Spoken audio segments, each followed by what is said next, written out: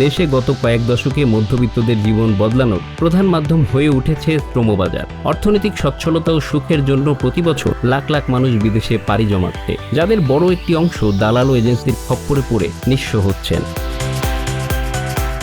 বাংলাদেশের শ্রমবাজার মূলত মধ্যপ্রাচ্য ও দক্ষিণ পূর্ব এশিয়ার উপরই অনেকটা নির্ভরশীল। দেশের প্রবাসী আয়ের উল্লেখযোগ্য অংশই আসে এই অঞ্চলগুলো থেকে। তবে দিন দিন এই দেশগুলো প্রবাসীদের জন্য অনেকটা ঝুঁকিপূর্ণ হয়ে উঠছে।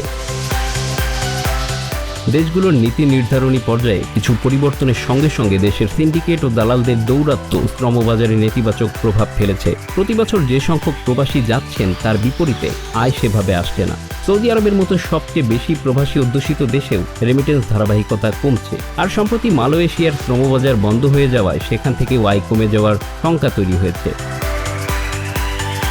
মালয়েশিয়া, মালদ্বীপ ও সৌদি আরব থেকে চলতি অর্থ বছরের 10 মাসে $341 কোটি রেমিটেন্স এসেছে।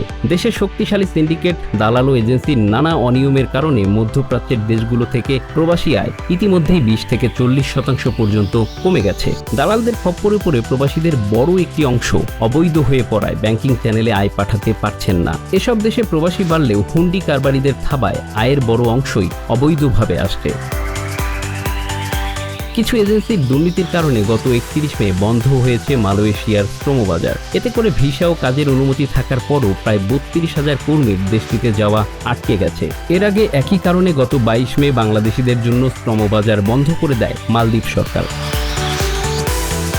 জনশক্তি রপ্তানিতে দেশের প্রধান শ্রমবাজার সৌদি আরব, যেখানে বর্তমানে 38,85,000 প্রবাসী রয়েছেন। সেখানে অস্থিরতা তৈরি হয়েছে। কর্মী সংখ্যা বাড়লেও কমে যাচ্ছে রেমিটেন্স। ফ্রি ভিসা নামে সিন্ডিকেটের তৈরি এক ভিসায় দেশটিতে গিয়ে সর্বশান্ত হচ্ছেন প্রবাসীরা। এই ভিসায় যাওয়ার পর কাজ না পেয়ে লুকিয়ে জীবনযাপন করতে হচ্ছে তাদের। অনেকেই পুলিশের কাছে ধরা দিয়ে সরকারিভাবে দেশে ফিরছেন। ফলে জনশক্তি গেলেও এই শ্রমবাজার থেকে আসা রেমিটেন্স ধারাবাহিকভাবে কমছে।